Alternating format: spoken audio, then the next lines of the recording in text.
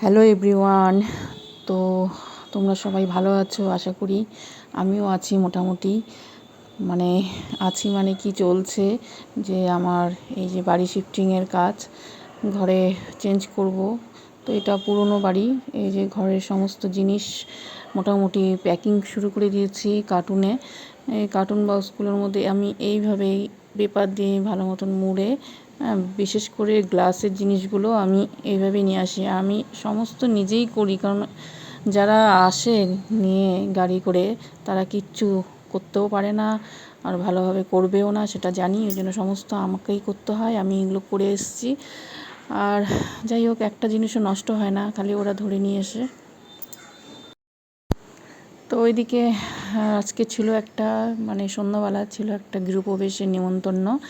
তো সেখানে এই নিমন্ত্রণ বা ইনভাইট বলো, সেখানে আমরা সবাই মিলেই 4 জনে মিলেই গিয়েছিলাম। তো খাওয়া দাওয়া চলছে এই দেখতে পেলে। তো যাদের মানে বাড়ি ছাড়বে তাদেরই গৃহপ্রবেশ, যে বাড়িতে আমরা যাচ্ছি সে চলে যাবে, ওদেরই ছিল গৃহপ্রবেশ। তো এই যে সমস্ত প্যাকিং করে নিয়েছি, দেখতেই পাচ্ছ। তো আমরা গতকাল আর কি এগুলো আমি যে দেখালাম ভিডিও, আজকে পরের দিনও মোটামুটি ধরো রাত্রি হয়ে গেছে, 12টা বাজে, ওরা শুয়ে পড়েছে। আর আমি একটু দেখিয়ে দিচ্ছি যে লাস্ট ফিনিশিং কি আছে। তোমাদের অবশ্য আগের ব্লগ আমি কিচ্ছুই বলিনি যে আমি বাড়ি শিফট করব। তো যতক্ষণ না কোনো কিছু ঠিক হচ্ছে, কি বলবো আগের থেকে, তো ঠিক হলো তাই আর কি তোমাদেরকে শেয়ার করলাম। আর তোমরা তো জানোই আমি সবই তোমাদের সঙ্গে শেয়ার করি। তো এই আর কি অবস্থা ঘরের। তো দেখে নাও লাস্ট এই ঘরটা, আগের বাড়ির। তো এখানে তো অনেক ভিডিও করেছি। তো যাই হোক, এখানেও 2 বছর প্রায় হলো থাকা। তো এই সমস্যা ছিল আমার, ঘর দুটো খুব একটা বড় না। আর 1 নম্বর দেখেই নিয়েছি, কিন্তু তারপরেও জিনিসপত্র বলে না, আটার পর তা বোঝা যায় যে কীরকম অবস্থা। এক ফোঁটাও নড়াচড়ার জায়গা নেই। আর রান্নাঘরটা তো তোমাদের আগেও বলেছি খুবই ছোট, আমার তো মনে হয় এটা হচ্ছে পৃথিবীর সবচেয়ে ছোট রান্নাঘর। তো আমি এর মধ্যেই অ্যাডজাস্ট করে রান্না করেছি। কত ধরনের রান্না আমার এখানে, কত প্রোগ্রাম হয়েছে, সেই সব রান্নাও আমি এখানেই করেছি। আর এই যে ঠাকুর আমি এখনও গুছিয়ে নিই, কারণ মন চাইছে না যাওয়ার দিনই, মানে আমি আগামীকালই করব। ঠাকুর থাক, আগামীকাল যখন যাব তখন ঠাকুর একবারে গুছিয়ে নিয়ে যাব। তো ঠাকুর তো আগেই ঢুকাবো আমি ঘরে। আর এই যে রান্নাঘরটা ওদের আমি ভালো মতন পরিষ্কার করে দিয়েছি। যখন আমি ঢুকেছিলাম খুবই নোংরা ছিল, কিন্তু এই যে দেখো আমি পুরো চকচক করে দিয়েছি। তো তারপরেও তো থাকে না, বাড়িওয়ালার কথা, ওগুলো তো থাকবেই। হ্যাঁ, যতই পরিষ্কার করি না কেন, আমরা পরিষ্কার করেই থাকি। হ্যাঁ, যেভাবেই হোক, আমরা নিজের বাড়ির থেকে এসেছি। আর এই যে পরের দিন আমি একটু ছেলেকে নিয়ে মন্দিরে গিয়েছিলাম, হনুমানজি মন্দিরে। এটা সংকটমোচন হনুমানজির মন্দির। অনেক দিন ধরেই ভাবছি যাব তো তো যাই হোক, ওর সঙ্গে একটু গিয়ে মন্দির দর্শন করে আসলাম ফটাফট, কারণ আবার শিফটিংয়ের ব্যাপার আছে। তো তোমরাও দর্শন করে নাও আমার হনুমানজির। তো যাই হোক, এই বাবার আশীর্বাদে আমি নতুন ঘরে শিফট করে নিয়েছি, সেটাও তোমাদের সঙ্গে শেয়ার করছি। পরে তোমাদের সঙ্গে আবার কথা বলবো, তোমরা দেখতে থাকো।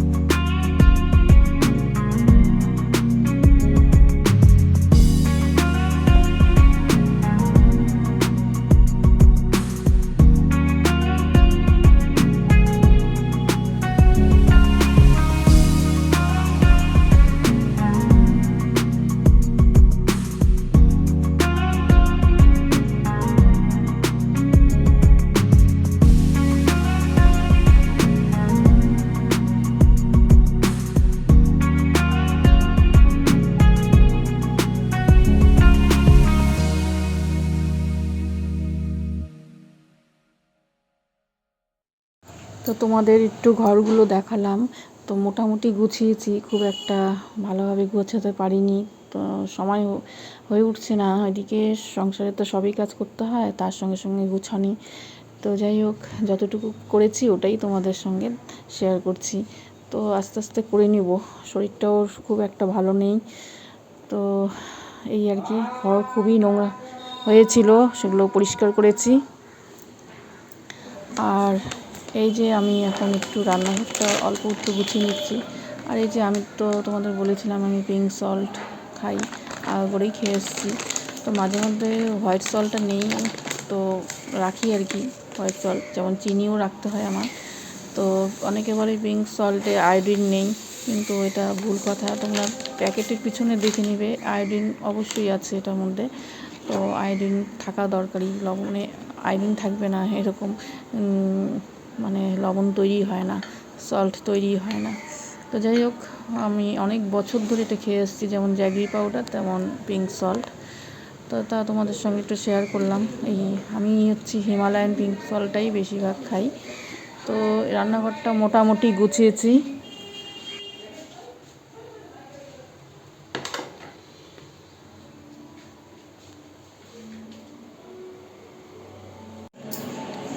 তো গুড মর্নিং, সকাল থেকে তোমাদের দেখালাম কাজ শুরু হয়ে গেছে।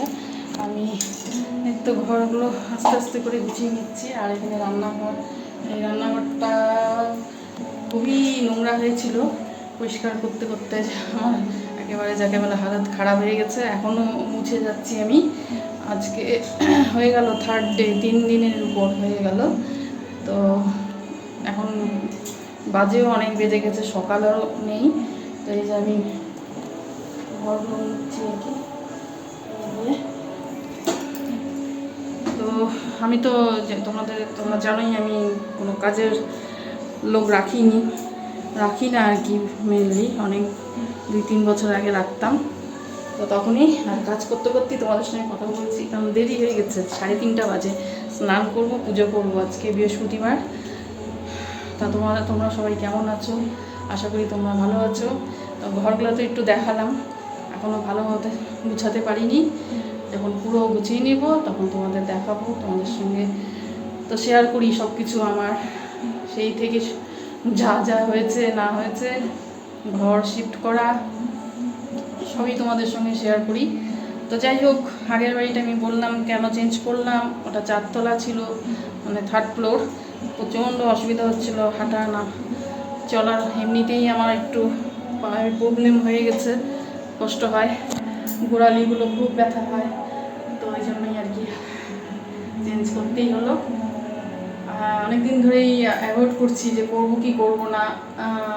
আমার হাজব্যান্ডও বলছে যে তোমার শরীর ভালো না করতে পারবে কি না। তো এই কারণেই যে করার পর যে পরিশ্রম হয়, এত মানে শরীর খারাপ হয়ে যায়, মানে বলার মতন না, কিন্তু করতে তো হবেই।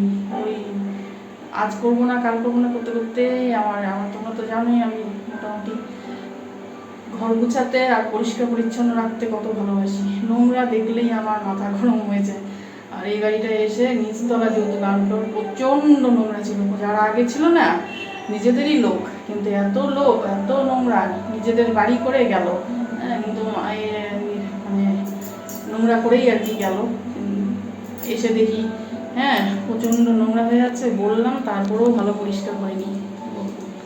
এগুলো সব আমি পরিষ্কার করেছি। এখন ওই যে আমি ওয়ালপেপার কিনে অর্ডার আর কি দিয়েছি অনলাইনে। তো ওয়ালপেপারগুলো আসলে ওগুলো আর কি লাগাবো। পেপার কি হয়, পেপারে বেশিরভাগই দেখি আরশোলা হয়ে যায়। ওয়ালপেপারটা চিপকে থাকবে, তাহলে আর কিছু হবে না, আরশোলা ঢুকতে পারবে না নিচে। ওয়ালপেপার লাগানো ভালো যদি এরকম সেলফ থাকে। আর সেরকম কিছু নেই, ক্যাবিনেট নেই। যে দেখো দেওয়ালের অবস্থা, এটা আসলে এগুলো অনেক কিছুই প্রবলেম আছে দেওয়াল বেডরুমেও। কিন্তু আমরা কেন নিলাম, 3 BHK বলেই নিলাম। 3 BHK নিচের তলা পাওয়াই যায় না, একদম টপ ফ্লোর, বা তোমরা বলতে পারো আরও 4-5 তলাই পাওয়া যায়, নিচে পাওয়া যাবে না। তো যাই হোক, যা হচ্ছে এখন তো আস্তে আস্তে গুছিয়ে নিই। আর ব্লগ দিতে দেরি হচ্ছে, তোমাদের জানিয়েছি। এই একটু প্রবলেম হয়েছিল, মানে এই যে বাড়ি শিফট করবো বলে এটাই প্রবলেম, কবে করবো কী করবো। তারপরে মাঝখানে আমার মেয়ের সিমির পরীক্ষা এক্সাম ছিল হাফেলি, এগুলো করতে করতেই আর কি ব্লগ দেওয়া হয়নি ঠিক মতন। জানি যে তোমাদের সঙ্গে কথা বলতে পারবো না, আর ওদিকে গান ছেড়ে কাজ করছি, হয়তো তোমরা আওয়াজটা কম শুনতে পারবে। কারণ আমি না ছেড়ে কাজ করতে মানে কাজের এনার্জি একটা পাই না, হ্যাঁ সেটাই। এই জন্য কাজে এনার্জি আসার জন্য আমার গান শুনতেই হয়। তো জানি না এরকম কাদের কাদের তোমাদের হয়, আমি তো গান ছেড়েই কাজ করি। এখন ঘর মুছছি, এর আগে বাসন মাজিলাম, অল্প রান্না করলাম, রান্না আজকে বেশি ঝামেলা করিনি, হ্যাঁ। তো যাই হোক, এগুলো আর কি গান ছেড়েই আমি করি। প্রথমে ঠাকুরের গান শুনলাম, তারপরে এখন হিন্দি সং শুনছি। তো আজকে ভিডিওটা এখানেই রাখবো। আশা করি কিছু ভালো লাগলে তোমরা অবশ্যই একটা লাইক দিবে, দেখবে আমার ভিডিও। এইভাবে আমি এখন থেকে মোটামুটি একটু তাড়াতাড়ি মানে খুব তাড়াতাড়ি ভিডিও দেওয়ার চেষ্টা করব, বেশি দিন দেরি করব না।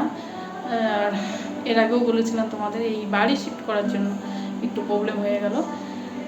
তো এখন রাখছি, আবার তোমাদের আর একটা ভিডিও নিয়ে চলে আসবো। সামনে তো অনেক ফেস্টিভ্যাল আসছে, ফেস্টিভ্যালগুলোতে ভিডিও অবশ্যই দেবো।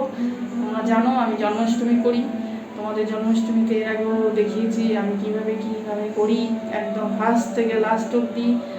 তো জন্মাষ্টমীতে আমার শ্রীকৃষ্ণ জামা কাপড় সব কিছু কেনার থেকে শুরু করে সমস্ত কিছুই তোমাদের সঙ্গে শেয়ার করি, পুজো অবধি তো সবই শেয়ার করব। তার আগে আছে রাখি পূর্ণিমা, তো সবই শেয়ার করবো আস্তে আস্তে আস্তে। সবই তো ফেস্টিভ্যাল চলে আসলো, তোমরাও এই ফেস্টিভ্যালে আনন্দ করো, সুস্থ থাকো, ভালো থাকো, এটাই। তো এখন কেমন রাখছি, আমার অবস্থা একটু হালাত খারাপই আছে, দেখতেই পাচ্ছ। এই কাজ করতে করতে যা হয়। তো এখন কেমন রাখছি, আবার আরেকটা ভিডিও নিয়ে চলে আসবো। তখন তোমাদের সবাইকে বাই বাই জানিয়ে শেষ করছি।